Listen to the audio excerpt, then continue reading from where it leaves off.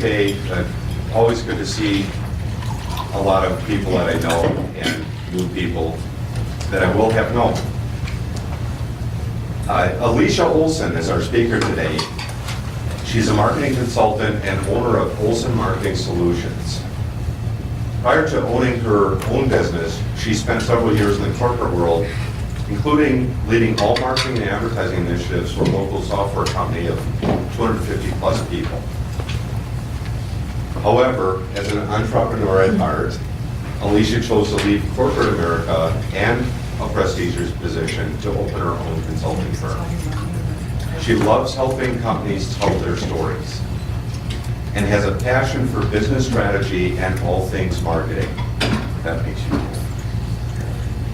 To help build her business, Alicia went back to school in 2013 and is finishing her MBA within the next week. Yeah. I just have to present my thesis and I'm done. In her free time, please mention what that's about again. It's a really cool topic. Comparing Microsoft and Apple from the standpoint of how Microsoft can better compete because Apple's kind of the front runner in their relationship right now. That's neat. And if you did that thesis 15 years ago, it would have been the opposite. It was, yeah, it was the opposite, but Apple has blown past Microsoft. In her free time, she enjoys traveling and exploring the world around her, taking advantage of the warm weather whenever we brace with it, so winter and the 4th of July. Right. And spending time with family and friends. Please help me welcome Alicia Olsen.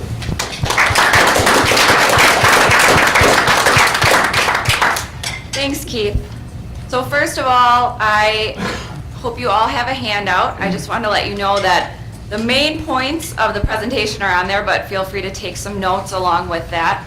And then I also wanted to let you know, as Keith mentioned, that David and I are working together to actually turn this presentation into a series of short marketing videos for me to market my own business.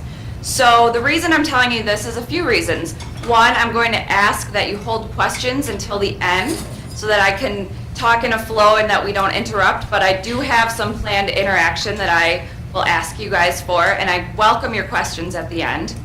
Two, I want to let you know that I will be looking a lot at the camera and interacting with the camera. So I'm here for you, and I definitely want to present for you, but I'm also taking an opportunity to use this topic to also further my business. So anybody who is presenting in the future at this venue, I would very much encourage that you work with David while you're putting your presentation together, and he can help you put together a product that will last for months and years to come so that all your hard work really can pay off. So with that, I'm going to get started. As I mentioned, I am Alicia Olsen. I am the owner of Olsen Marketing Solutions. We offer a variety of marketing consulting services for our clients, including websites, social media, brochures, and lots of other services. However, the first thing I ask every client is what sets you apart from the competition? I find a lot of clients want to jump right in and say, what should I be doing on my Facebook page, or how can we improve my website?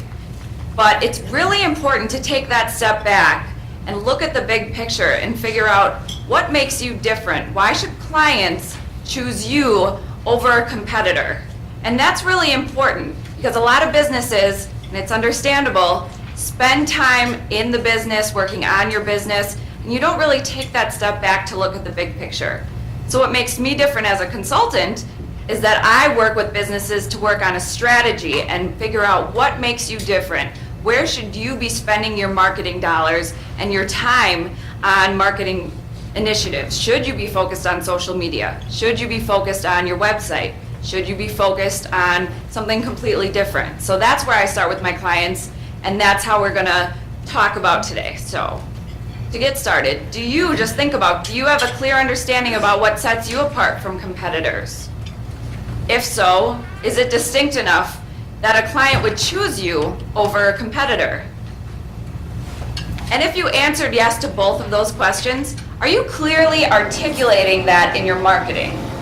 And we're going to answer those questions later, and if you're not sure about any of these, we're going to walk through those steps. So if you're not sure what a competitive advantage is, that's fine.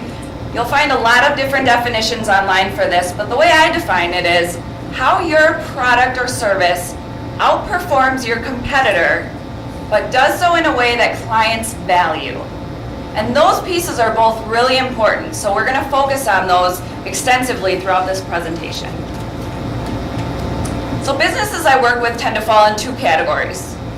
The first category is, I ask the question, what sets you apart from your competition? And they're not really sure. And like I said, this is not uncommon. As business owners, we're very focused on the day-to-day, what our product or service is, getting the books done, getting new clients, working on our business. So that's very common, but it's really important in marketing to take that step back and look at the big picture, look at your industry, look at your competition, look at your clients, and figure out what sets you apart. I also find that some businesses I work with, I ask them what sets them apart, and they know. I have a really unique proposition, I have something that no one in the industry offers, I have something great that clients should choose me over everyone else. But then I look at their website and it's not there. Or I look at their brochure and they're just selling themselves like everyone else in the industry. So if you have a great competitive advantage but you're not marketing it, you're right at square one with everybody else because your clients don't know why they should choose you. So that's what we're going to go through today, is how to take care of those two steps. And that's what I do as a consultant, is I help businesses close those gaps, have those strategic conversations, and really work on setting the stage for how we can have successful marketing solutions to grow your business.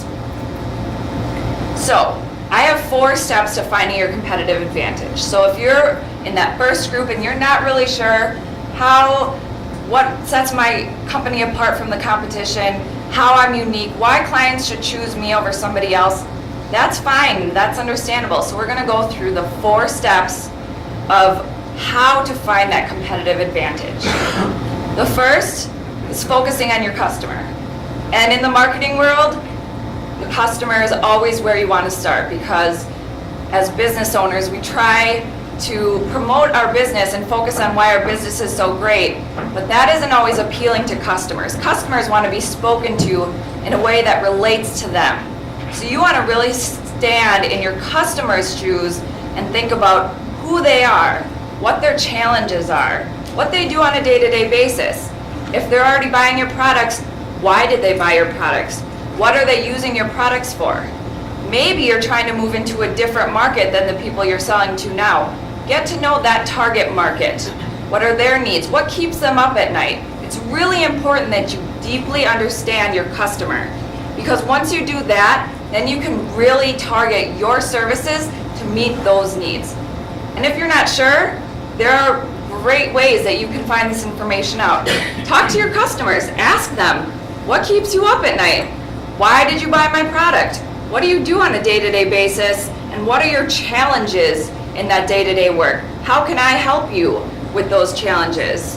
And if it's a target market that you're not currently selling to, conduct surveys, do market research. There's lots of great ways that you can get that information, but you have to start with the customer. The second step to finding your competitive advantage, once you really deeply understand your customer, is taking your products and services and connecting them with your customer's needs. So you understand what your customer's needs, your customer's challenges are. Now take your products and services and connect those dots.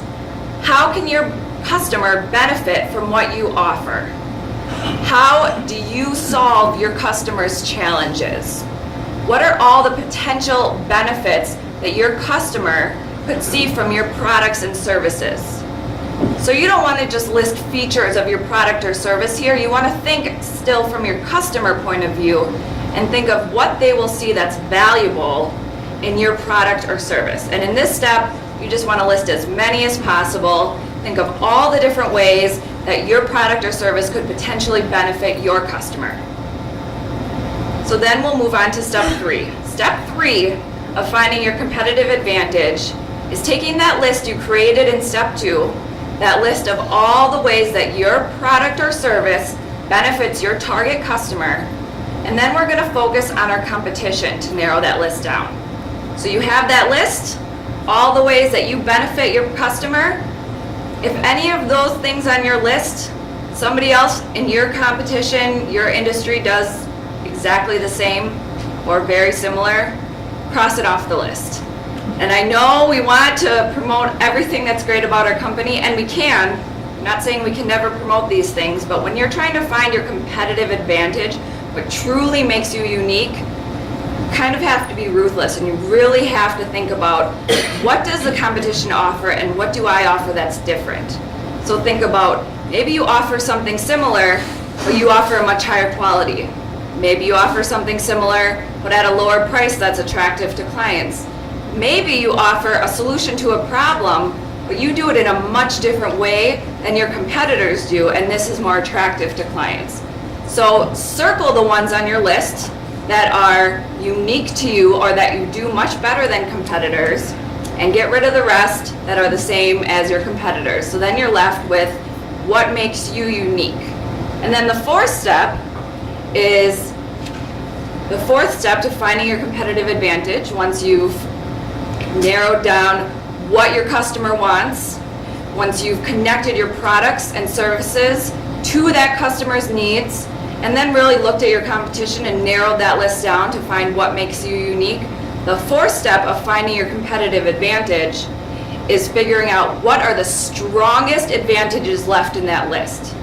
So let's say you've ended with 4 things that you offer customers that competitors don't have, that really speak strongly to your target market. What is the strongest 1 or 2 things on that list? What are the things that appeal most to your clients, that clients care the most about, that competitors don't offer? Those are your competitive advantages. And it's so important that you have both of those factors, both that clients really care about and that competitors don't have. Because if you have a great service that clients really want and that's in demand, but everyone else in the industry offers the same thing, that's not a competitive advantage, right? They can get it from anybody else.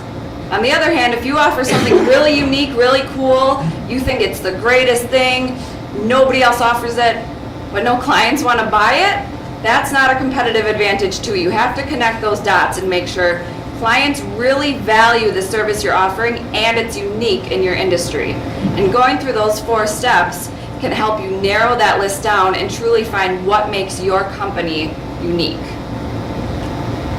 So now we're going to go through some examples. I was wondering if I could get somebody to read the example up here. Go ahead. ABC Insurance Agency has been in the business 50 years and offers the best customer service in the industry. So I put up there that it's not effective. Does anybody want to share why they think it's not the most effective competitive advantage based on what we just talked about? Best is too big. Okay. Blah, blah, blah, blah, blah, blah. What was it? You can apply to just about any. Yes. Anybody can say they've been in business 50 years and they have the best customer service. Everyone says that. Do customers really care at the end of the day? Because everybody says the same thing. So, an effective example, would somebody like to read that? Go ahead. ABC Insurance Agency goes beyond providing you with the best insurance coverage, offering claims analytics, software, and risk reduction analysis to save your business money. So why is that more effective than the other one? It's more specific. Right, so the typical insurance agency, and I use this because I used to work with a lot of insurance companies, the typical insurance agency provides insurance coverage. This insurance agency is saying, we go beyond that and we also offer these other services to you. So that's what makes us different. That's what makes us unique. Does that make sense? So I know that finding your competitive advantage is difficult. It's not an easy thing, and that's why a lot of companies don't have this already. And when you're in a market that has a lot of competitors, it's even more difficult. But it's even more important that you find your competitive advantage, because if you have a lot of competitors, why would a client choose you over all the other options out there.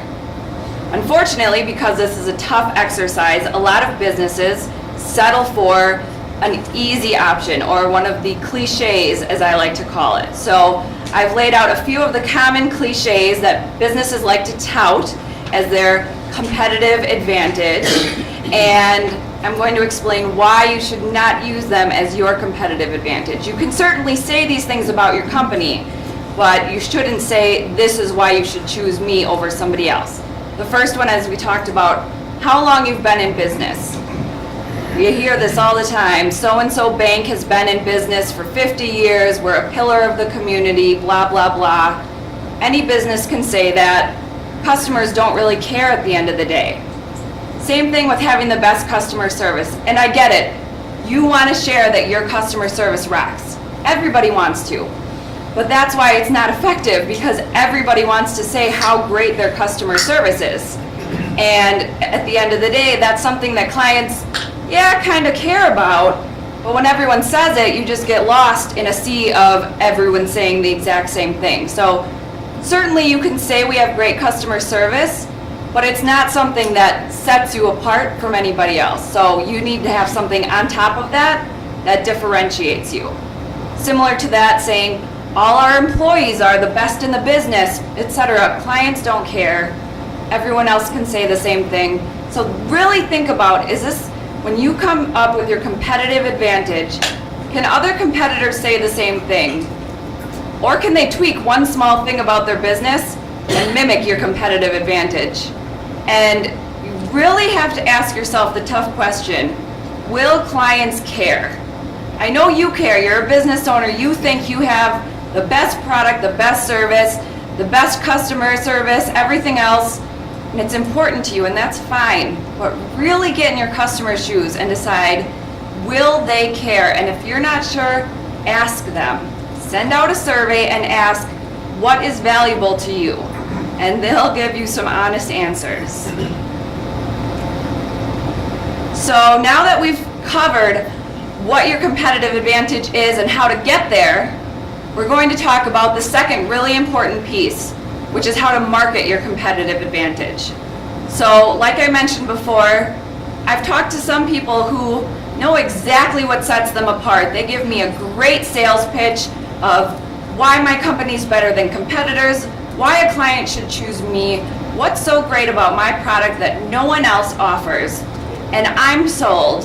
And then we take a look at their website and their sales presentation and their marketing materials, and none of that is on their marketing materials, and it's just not translating. So the really important second step to the competitive advantage conversation is making sure you execute on that and promote your competitive advantage in a way that will really appeal to your customers and get across your message of why you're better. Obviously without just bashing your competitors, because that's not the way you want to go about it, but you want to be able to connect with your customers and show them why you're the best choice. So I have 3 steps here. Obviously, when it comes to marketing, copywriting, I could spend hours talking about that. I can't cover it in 5 minutes, but I kind of boiled it down here to just a few easy tips that if you're trying to spruce up your website or you're trying to move in a different direction, this is how you can get started. And of course, you can connect with me for more information. The first one, like always with your marketing, start with your customer. Get in the mindset of your customer. I see a lot of marketing, and it's very common, that says our business offers XYZ. Customers don't connect with that. You need to write in the mindset of who you're talking to so that customers really get that emotional connection. So the way to do that is think about your competitive advantage, think about why you're better than your competitors, but don't focus on your product, don't focus on the features of your service or product. Focus on how you help customers. Focus on a scenario or a problem that you help them solve, and then write that way. So I'm going to go through a couple examples of that, but you really want to get into your customer's head while you're doing this, so that you're not saying we offer XYZ product. Instead, we're saying we know you have this challenge. We can help you with this challenge with product X. So who would like to read our first example? ABC Photography offers the best wedding photography in the Milwaukee area. Any thoughts why we don't think this is an effective way to market ABC photography? This is photography choice. It doesn't tell me anything about what type of wedding photography they do. It's very vague. You can't qualify best. Yes, and it's very vague and it doesn't show any type of competitive advantage. Best wedding photography, that doesn't show us anything, and it's all focused on the company. It doesn't say anything about what the client gets out of it. So as a client, you just say, oh, best wedding photography. Anyone can say that, but it's not speaking to me as somebody who wants a photographer. Compared to this example, anyone want to read? Go ahead. Capture your biggest day effortlessly, ABC Photography. Enjoy peace of mind that your ABC photographer is coordinating every element of your day. So that is a way to turn it on its head and speak to the client. So this is obviously speaking to somebody who does wedding photography, and you're talking to a bride who's looking for someone that just wants to outsource their wedding photography, make sure that everything is perfect on her big day. And this really connects emotionally with that bride because she sees it and she thinks, yes, I want everything perfect. I don't want to worry about it. I want them to coordinate it. And so that's a more emotional connection, and that speaks to exactly what that customer wants. So that ABC photography company learned about their customer, learned about exactly what they wanted, and then spoke to those needs. So now that you have all these tips in your head, I just wanted to ask, does anyone have some great takeaways that they wanted to share or questions? Now would be a great time for questions. So you say to list your benefits of things that you do well. What if you're going to launch something brand new? I think you can do the exact same thing. I would just think about what your clients, your potential clients would value of the product or service that you're launching. So don't necessarily think about the features of it, but think about how it could help solve their problems or how it could benefit them. Does that make sense? So you could think hypothetically. If you're launching something brand new, you have to be thinking that you've got a better way. What's the better way? Any other questions? Or anyone want to share a takeaway that they're so excited to get back to their desk and just start working on? And speaking of which, I wanted to share, I was invited back to do another session, so we're going to actually be workshopping this content. So we're going to go through the 4 steps of finding your competitive advantage. We don't have a date nailed down, but sometime in the next few months or so, watch out for that. And we're going to workshop together those 4 steps and have a little more of an interactive session. So look for that, but go ahead. Do testimonials fit in here anywhere as a potential marketing tool to, complimenting you? Yeah, absolutely. I think testimonials can be really nice if the person is talking about a way that you solved their problem, because that is complementing your competitive advantage. Obviously, you don't want to dictate what people say about you in your testimonials, but I find that if you have a competitive advantage, you're reflecting that in your work, and then people are gracious of that, so they feel like you solved the problem that you were aiming to solve, and that'll come across in the testimonial. So I think it ties in perfectly, and that's a great way to market exactly what you're doing. Does that make sense? Also, if I'm introducing a new product, I'll have customers, they get a special price on a product if they write me a written testimonial. Is that value? You think that has some value as well?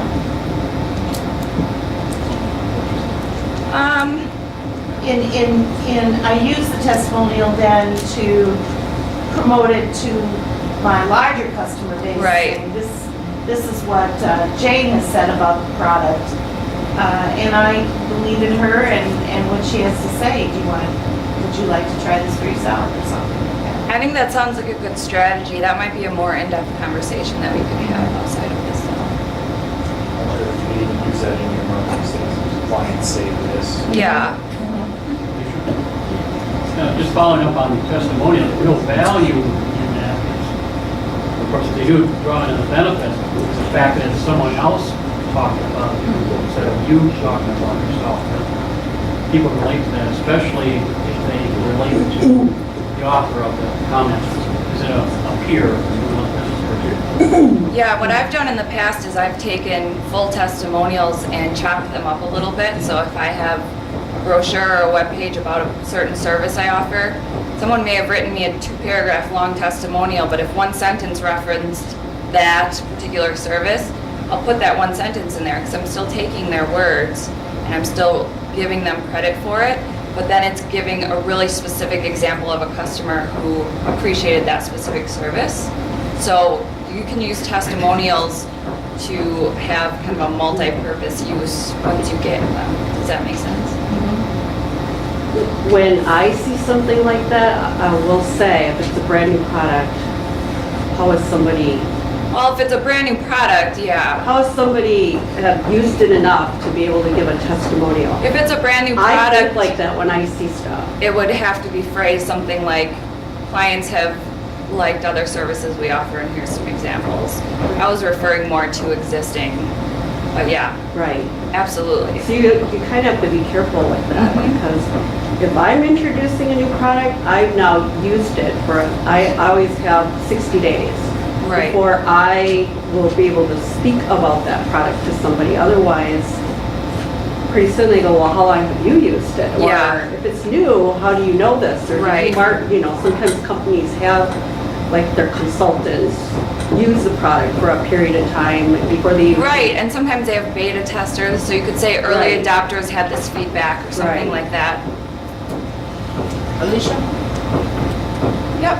I noticed when I'm watching television in the commercials, Discover Card, they're advertising, they'll say, use our credit card because our online banking connects you with your FICO score. And I've only noticed that in the last couple of months. And I go, big whoop, MasterCard's been giving me my FICO score for 2 years now. Why would a company latch on to something like that, which from my perspective and what you've said, isn't really a competitive advantage because other credit card companies are doing that?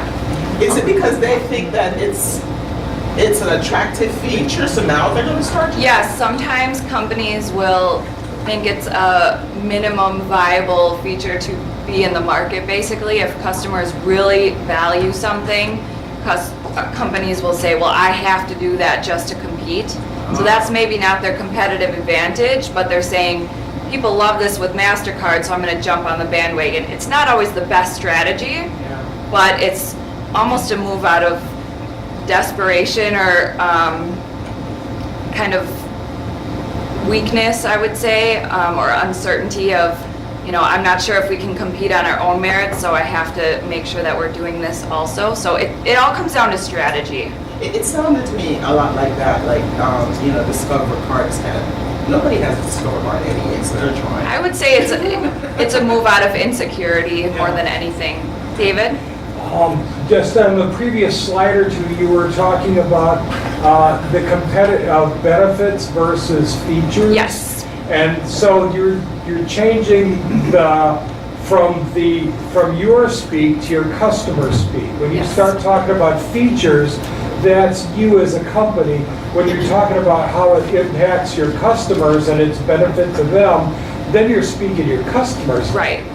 And to me, that's a huge thing, and I know in my own business, that's been a very big disconnect, because I'm telling you how great I am, not how I'm solving my customers' problems. Absolutely. So, for instance, I told you I used to work with a lot of insurance brokers, and when I was marketing to that industry, I had to learn their language. So I would write marketing emails and stuff in their jargon and how they would kind of use slang and stuff like that, because that's what would relate to them. And so they would feel at home getting an email that related to the language that they used and the industry terms that they were used to, rather than me saying, we have this great new software with widget A, B, and C, because that doesn't mean anything. They want to connect with what they know. So that's a great point. Thanks for hammering that home. Any other questions or comments? Go ahead. what kind of businesses could benefit the most from a big social media presence? It completely depends on your business. I think most businesses can benefit from some type of social media presence, but not every social media platform is right for every business. And part of what I do, like I mentioned, is before I do anything with you, I sit down and really have a strategy session and see, what are you doing now? How are you getting customers? Who are your customers? Where are they spending time? And then decide what would be the best strategy for you. For some people, it's Facebook and LinkedIn. For some people, you really need to hammer Twitter. For some people, you should be on Pinterest, or you should be doing videos with David. So it depends on your business, but also not just your industry, but how big you are, who your clients are, what your niche is. So I can't answer that in a question. I can answer that in a consulting session, but I can't answer that right now because it's unique, really. To do it well, it's unique to your business. Is it fair to put maybe in the trailer of an email saying that I'm looking to connect with a certain group, and if you know somebody within this group, could you help connect us as a marketing tool? For instance, I want to work with chambers of commerce. So on the bottom of my emails, I'd like to connect with members of local chambers of commerce. Are you a member or do you know one? And can you make an introduction for me? Sure, I think the footer of your email or your email signature is a great place for self-promotion, whether you're promoting your website, whether you're saying, hey, we just launched this new product and here's why you should check it out, whether you have a video there, whether you have a request like David mentioned. There's a lot of little areas that go unnoticed. And I think I just tweeted this week or last week, my weekly marketing tip was check your email signature, because some people it's outdated. You have an old email or an old website, you don't have an updated phone number, or maybe it just doesn't look as nice as you'd like it. You want to put your company logo in there, format it a little nicer. Just little things make a really big impression on people. So that's a great point. Yes, Tom? I just wanted to follow up on David's question or comment about the benefits for feature writing. The big cue for yourself is in your pronouns. Your example kind of gave it earlier. If you're using what's called the first person, which is the I, we, our, versus the second person, the you, it makes a big difference. You just start to think this way instead of I or we have this. Right. to We you- offer the best you will gain photography. this, You will benefit, you will realize it. You start writing in the you format, and it just naturally throws you into the benefit format of writing. That's a great point, thank you. Yeah, I just wanted to comment that I thought your examples were very good, especially the second one. And to your point, Tom, I mean, the second word on there is you or your, so it pulls people in right away. And it starts the client thinking about their experience with you. Right, and to me, it got to your emotions a little bit. I mean, capture your biggest day effortlessly. Right there, yeah, your wedding day is your biggest day for most people, and Help ease of mind. kind of tie into that right away. Well, thank you, I'm glad that was helpful. So I am a marketing consultant. As I mentioned, I provide a variety of services from web copy to SEO, social media, help with brochures, other copywriting. And then my biggest thing that I provide is really your marketing strategy, helping you sit down, analyze what you're doing now, look at your goals and where you want to go, and figure out what your strategy should be for success. And a lot of times that's the most valuable thing that my clients get from me, is figuring out where I should be spending my marketing dollars or where I should be focusing my time. So I think you all have my business cards, and the pens have my contact info as well. Otherwise, it's up here. And if you have any other questions, I'll stick around for a bit. Otherwise, please contact me, and I'd love to chat.